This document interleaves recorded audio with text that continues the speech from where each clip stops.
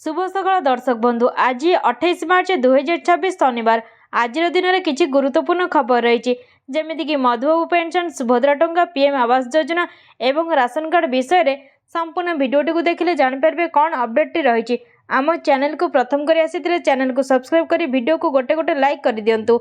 आज प्रथम खबर एलपीजी पर आउ एक बड़ संकट 10 ରୁ 15% जाए बढ़ीपे दर एलपीजी संकट भितर जनता को बहुत जल्दी आउ एक बड़ झटका लगे जाऊँगी। पश्चिम एशिया चलुवा युद्ध जो बर्तमान भारतर घरों इलेक्ट्रोनिक बजार प्रभावित होगा जाऊँगी जहाँफल बहुत जल्दी समस्त इलेक्ट्रोनिक उत्पाद अर्थात AC TV to washing machine जाए दर बढ़ा जाऊँगी। रिपोर्ट मुताबक देशर राजधानी दिल्ली में एशियार सर्वपुरातन इलेक्ट्रोनिक बजार ओल्ड लाजपत राय बजार में समस्त इलेक्ट्रोनिक प्रोडक्ट आकाश छुआ दर में बिक्री होता देखा मिली।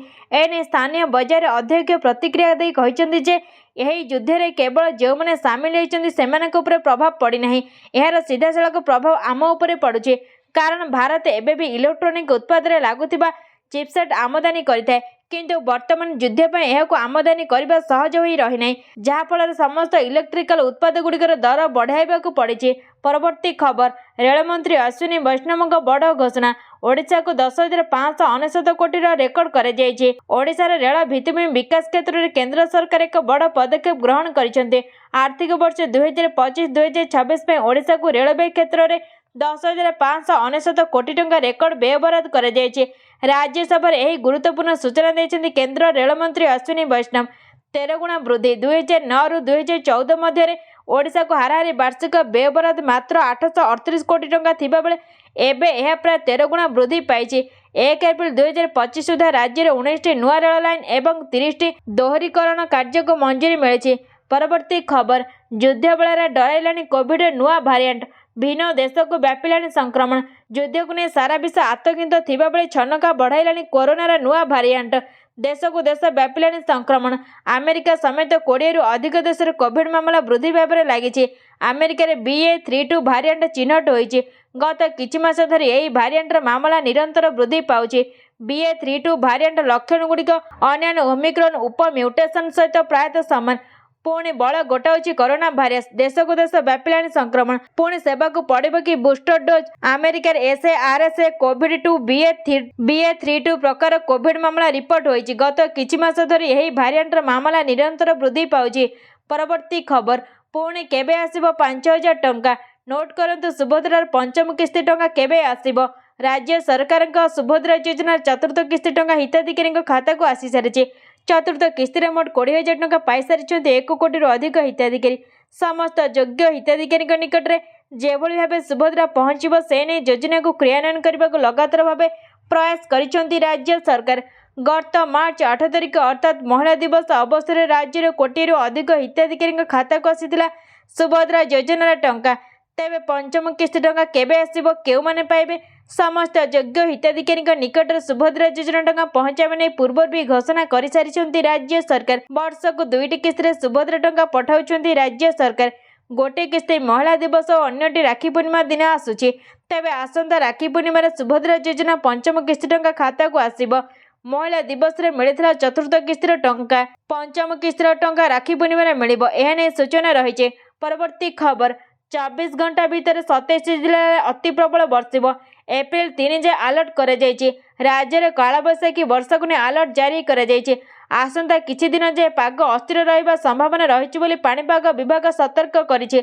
आसंता 24 घंटा मध्य राज्य में 27टी जिले में वर्षा हेबा नै आंचलिक पाणीपाग विज्ञान केन्द्र पक्षरु अलर्ट जारी कर विशेषकर 4टी जिला पे ऑरेंज अलर्ट जारी होइछि। यही जिला गुड़िक हेले सुंदरगढ़ केन्दुझर मयूरभंज बालेश्वर यही समस्त अंचल में घड़घड़ी बिजुली सह कुआपथर वर्षा होबार आशंका रही एसबू जिलावासी को सतर्क रहिबा को पाणीपाग विभाग निर्देश देछि। परवर्ती खबर खरा छुट्टी पूर्व छात्र छात्री को दियो यूनिफॉर्म क्रय सिलाई और बंटन शेष करने को तागिद कर गत वर्ष स्कूल पिला पोशाक मिलबार विलंब होगा पर चलित वर्ष तत्परता प्रकाश कर विभाग। गत वर्ष शेष मुहूर्त अर्थात परीक्षा पाखापाखि पिला पोशाक मिलता एने लगातार भाव खबर प्रसारण होता एबे स्कूल पिला ठीक समय पोशाक जोगाइबा तत्परता प्रकाश पाई। एने जिलापाल और डीईओ को चिठी कर मंत्री कहते ଖରା ଛୁଟି ଆରମ୍ଭ ହେବା ପୂର୍ବରୁ ବିଦ୍ୟାଳୟରେ ଛାତ୍ରଛାତ୍ରୀଙ୍କୁ ବଣ୍ଟନ କରିବା ପାଇଁ ପୋଷାକ କୁହାଯାଇଛି। ସମସ୍ତ ଜିଲ୍ଲାର ଜିଲ୍ଲାପାଳଙ୍କୁ ଚିଠି ଲେଖି ଏଭଳି ନିର୍ଦ୍ଦେଶ ଦେଇଛନ୍ତି ବିଦ୍ୟାଳୟ ଓ ଗଣଶିକ୍ଷା ବିଭାଗ। ପରବର୍ତ୍ତୀ ଖବର, କେବଳ ତରଳ ମାଦକ ଦ୍ରବ୍ୟ ଚିହ୍ନଟରେ ସୀମିତ ବ୍ରେଥ୍ ଆନାଲାଇଜର। ଡ୍ରଥ୍ ଓ ଡ୍ରେନ୍ ନାଇଟ୍ ଭଳି ମାରାତ୍ମକ ନିଶା ଧରିପାରୁନି। ରାସ୍ତାରେ ଆତଙ୍କ ସୃଷ୍ଟି କରୁଛନ୍ତି ନିଶାଟି। ସ୍ପିଡ୍ ବାଇକ୍ ଧରି ଆଖିବୁଜା ଗାଡ଼ି ଚଳାଉଛନ୍ତି। କେତେବେଳେ ପଥଚାରୀ ତ ଆଉ କେବେ କାହାକୁ ପିଟୁଛନ୍ତି। ନିଜେ ଖଣ୍ଡିଆ ଖାବର ହେଉଛନ୍ତି, ସାଧାରଣ ଜନତାଙ୍କ ଜୀବନ ପ୍ରତି ବିପଦ ସୃଷ୍ଟି କରୁଛନ୍ତି। ଏଭଳି ନିଶାଟିକୁ ସାବାଡ଼ କରିବାକୁ ପୋଲିସ ବ୍ୟବହାର କରୁଛି ବ୍ରେଥ୍ ଆନାଲାଇଜର। ଯାଞ୍ଚରୁ ନିଶା ଚିହ୍ନଟ ହେଲେ ଚାଲାଣ କଟୁଛି, ଆଇନଗତ କାର୍ଯ୍ୟାନୁଷ୍ଠାନ ନିଆଯାଉଛି। ହେଲେ ଏହି ଯନ୍ତ୍ର କେବଳ ତରଳ ନିଶା ମାପିବାରେ ସକ୍ଷମ ହୋଇଛି, ଡେଣ୍ଡ୍ରାଇଟ୍ ଭଳି ମାରାତ୍ମକ ନିଶା ଧରିବାରେ ବିଫଳ ହୋଇଛି। ଯାଞ୍ଚ କରୁଥିବା ପୋଲିସ କର୍ମଚାରୀ ସତ୍ୟତା ଜାଣୁଛନ୍ତି, ହେଲେ ନାଚାର ପ୍ରମାଣ ଯୋଗାଡ଼ କରିପାରୁନଥିବାରୁ ସମ୍ପୃକ୍ତ ନିଶାଟିମାନେ ସହଜରେ ଖସି ଯାଉଛନ୍ତି, ଯାହା ରାଉରକେଲା ପୋଲିସ ପ୍ରଶାସନ ଏବଂ ପରିବହନ ବିଭାଗ ପାଇଁ ମୁଣ୍ଡବ୍ୟଥା ପାଲଟିଛି। ଷ୍ଟିଲ୍ ସିଟି ରାଉରକେଲା ଏବେ ଦାମୀ ନିଶାର ହବ୍ ପାଲଟିଛି। ପରବର୍ତ୍ତୀ ଖବର, ସିଏମ୍ କିଷାନ ଯୋଜନାର ବଡ଼ ଖବର ଆସିଯାଇଛି। ଓଡ଼ିଶା ସରକାରଙ୍କ ପକ୍ଷରୁ ଚାଲୁଥିବା ସିଏମ୍ କିଷାନ ଯୋଜନାରେ ଚାଷୀମାନଙ୍କ ପାଇଁ ଆଉ ଏକ ଖୁସିର ଖବର ଆସିଛି। ଯୋଜନାର ପରବର୍ତ୍ତୀ କିସ୍ତି ଶୀଘ୍ର ଚାଷୀମାନଙ୍କ ଖାତାକୁ ଆସିବାକୁ ଯାଉଛି ବୋଲି ସୂଚନା ମିଳିଛି। ଏହି ଯୋଜନା ମାଧ୍ୟମରେ ରାଜ୍ୟର ଲକ୍ଷ ଲକ୍ଷ କୃଷକ ପରିବାର ଆର୍ଥିକ ସହାୟତା ପାଉଛନ୍ତି। ସରକାର ଚାଷୀମାନଙ୍କ ଆର୍ଥିକ ସମସ୍ୟା କମାଇବା ପାଇଁ କୃଷି କାମକୁ ଆହୁରି ସୁବିଧାଜନକ କରିବା ପାଇଁ ସିଏମ୍ କିଷାନ ଯୋଜନା ଆରମ୍ଭ କରିଥିଲେ। ଏହି ଯୋଜନାର ଯୋଗ୍ୟ ଚାଷୀମାନଙ୍କୁ ପ୍ରତିବର୍ଷ ନିର୍ଦ୍ଧାରିତ ଟଙ୍କା ସହାୟତା ଭାବେ ଦିଆଯାଏ। ଏହା ଚାଷୀମାନଙ୍କୁ ବିହନ, ସାର ଓ ଅନ୍ୟାନ୍ୟ କୃଷି ପାଇଁ ଖର୍ଚ୍ଚ ପାଇଁ ଉପକାର କରୁଛି ଏବଂ ପିଏମ୍ କିଷାନ 22ତମ କିସ୍ତି ଟଙ୍କା ଆସିସାରିଛି। ସୂଚନା ଅନୁଯାୟୀ ଆଗାମୀ ସପ୍ତାହରେ ସିଏମ୍ କିଷାନର ଟଙ୍କା ଆସିବାର ଅଛି, କିନ୍ତୁ ସରକାରଙ୍କ ତରଫରୁ କୌଣସି ଅପଡେଟ୍ ଆସିନାହିଁ। ପରବର୍ତ୍ତୀ ଖବର, ରାସନ କାର୍ଡଧାରୀଙ୍କ ପାଇଁ ଖୁସିର ଖବର। ଏପ୍ରିଲରେ ମିଳିବ ଏକାଥରେ 3 ମାସର ରାସନ। ଦେଶର ଲକ୍ଷ ଲକ୍ଷ ରାସନ କାର୍ଡଧାରୀଙ୍କ ପାଇଁ ଆସିଛି ବଡ଼ ଖବର। ବଢ଼ୁଥିବା ମୁଦ୍ରାସ୍ଫୀତି ଓ ଘରୋଇ ବ୍ୟୟର ଚାପକୁ ଦୃଷ୍ଟିରେ ରଖି ସରକାର ଏକ ଜନହିତକର ନିଷ୍ପତ୍ତି ନେଇଛନ୍ତି। ଏହି ନୂଆ ବ୍ୟବସ୍ଥା ଅନୁସାରେ ଯୋଗ୍ୟ ହିତାଧିକାରୀମାନେ ଏପ୍ରିଲ ମାସରେ ହିଁ ଆଗାମୀ 3 ମାସ ଏପ୍ରିଲ, ମେ, ଜୁନ 2024 ପାଇଁ ରାସନ ଏକାଥରକେ ପାଇପାରିବେ। ଏହି ପଦକ୍ଷେପର ମୁଖ୍ୟ ଉଦ୍ଦେଶ୍ୟ ହେଉଛି ସରକାରୀ ରାସନ ବଣ୍ଟନ ପ୍ରଣାଳୀକୁ ସରଳ ଓ ସୁବିଧାଜନକ କରିବା। ଆଗରୁ ହିତାଧିକାରୀମାନେ ପ୍ରତି ମାସରେ ରାସନ ଦୋକାନକୁ ଯାଇ ଶସ୍ୟ ନେବାକୁ ପଡ଼ୁଥିଲା, ଯାହାଦ୍ୱାରା ସମୟ ଓ ଯାତାୟାତ ଖର୍ଚ୍ଚ ବଢ଼ୁଥିଲା। ଏବେ ଏକାଥରକେ 3 ମାସର ରାସନ ମିଳିବ, ସେହି ସମସ୍ୟାର ସମାଧାନ ହେବ। ପରବର୍ତ୍ତୀ ଖବର, ରାମନବମୀରେ ମହାପ୍ରଭୁଙ୍କ ରଥକାଠର ଚିରଟ ଅନୁକୂଳ। 402 ଖଣ୍ଡ କାଠର ହେବ ଚିରଟ। ଚାଲିଛି ମହାପ୍ରଭୁଙ୍କ ବିଶ୍ୱପ୍ରସିଦ୍ଧ ରଥଯାତ୍ରା 2026ର ପ୍ରସ୍ତୁତି।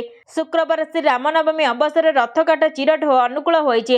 କଟକ ଖପୁରିଆସ୍ଥିତ କରତକଳରେ ମହାପ୍ରଭୁଙ୍କ ରଥ ନିର୍ମାଣ ପାଇଁ କାଠ ଚିରା ଶୁଭାରମ୍ଭ ହୋଇଛି। ଏଣୁ ଶ୍ରୀମନ୍ଦିର ପ୍ରଶାସନ ପକ୍ଷରୁ ସ୍ୱତନ୍ତ୍ର ପ୍ରତିନିଧି ଦଳ ଠାକୁରଙ୍କ ମାଳ ମାହାର୍ଦ ନେଇ ସକାଳୁ କଟକ ଯାତ୍ରା କରିବ ବୋଲି ଭାରପ୍ରାପ୍ତ ଶ୍ରୀମନ୍ଦିର ବରିଷ୍ଠ ତତ୍ତ୍ୱାବଧାରକ ଚିତ୍ତରଞ୍ଜନ ମହାପାତ୍ର ସୂଚନା ଦେଇଛନ୍ତି। ରଥ କୋଡ୍ ଅନୁସାରେ ଶ୍ରୀ ବଳଭଦ୍ରଙ୍କ ତାଳଧ୍ୱଜ, ଦେବୀ ସୁଭଦ୍ରାଙ୍କ ଦେବଦଳନ ଓ ଶ୍ରୀ ଜଗନ୍ନାଥଙ୍କ ନନ୍ଦିଘୋଷ ରଥ ନିର୍ମାଣ ପାଇଁ 865 ଖଣ୍ଡ କାଠ ଆବଶ୍ୟକ। ପରବର୍ତ୍ତୀ ଖବର, IPL 2026 ଉଦ୍ଘାଟନୀ ମ୍ୟାଚ୍ ପାଇଁ ସୁରକ୍ଷା ବ୍ୟବସ୍ଥା କଡ଼ାକଡ଼ି କଲେ କର୍ଣ୍ଣାଟକ ସରକାର। ଶୁକ୍ରବାରଠାରୁ ଆରମ୍ଭ ହେବାକୁ ଯାଉଛି IPL 2026 ଉଦ୍ଘାଟନୀ ମ୍ୟାଚ୍ରେ RCBକୁ ଭେଟିବ ହାଇଦ୍ରାବାଦ। ବେଙ୍ଗାଲୁରୁର ଚିନ୍ନାସ୍ୱାମୀ ଷ୍ଟାଡିୟମରେ ଖେଳାଯିବ ଉଦ୍ଘାଟନୀ ମ୍ୟାଚ୍। ଏହି ମ୍ୟାଚ୍ ଦେଖିବାକୁ ଦର୍ଶକଙ୍କ ଭିଡ଼ ଜମିବ। 2025 ବିଜୟ ଉତ୍ସବ ସମୟରେ ହୋଇଥିବା ଅଘଟଣ ପାଇଁ ଅନେକ ନିନ୍ଦା ସହିବାକୁ ପଡ଼ିଥିଲା, ମାତ୍ର ଏଥର ସରକାର ପ୍ରସ୍ତୁତ ହୋଇଛନ୍ତି। ମ୍ୟାଚ୍ ପୂର୍ବରୁ ସୁରକ୍ଷା ବ୍ୟବସ୍ଥାକୁ କଡ଼ାକଡ଼ି କରିଥିବା ବେଳେ ଦର୍ଶକଙ୍କ ଯେଭଳି କୌଣସି ଅସୁବିଧା ନ ହୁଏ ସେ ଉପରେ ଗୁରୁତ୍ୱ ଦେଇଛନ୍ତି। ଆସନ୍ତାକାଲିଠାରୁ ଆରମ୍ଭ ହେଉଥିବା IPL ଟୁର୍ଣ୍ଣାମେଣ୍ଟକୁ ଦୃଷ୍ଟିରେ ରଖି କର୍ଣ୍ଣାଟକ ସରକାରଙ୍କ ମୁଖ୍ୟ ସଚିବ କର୍ଣ୍ଣାଟକ ରାଜ୍ୟ କ୍ରିକେଟ ସଂଘର ସମ୍ପୃକ୍ତ ଅଧିକାରୀ ଏବଂ ପଦାଧିକାରୀଙ୍କ ସହିତ ଏକ ବୈଠକ କରିଥିଲେ।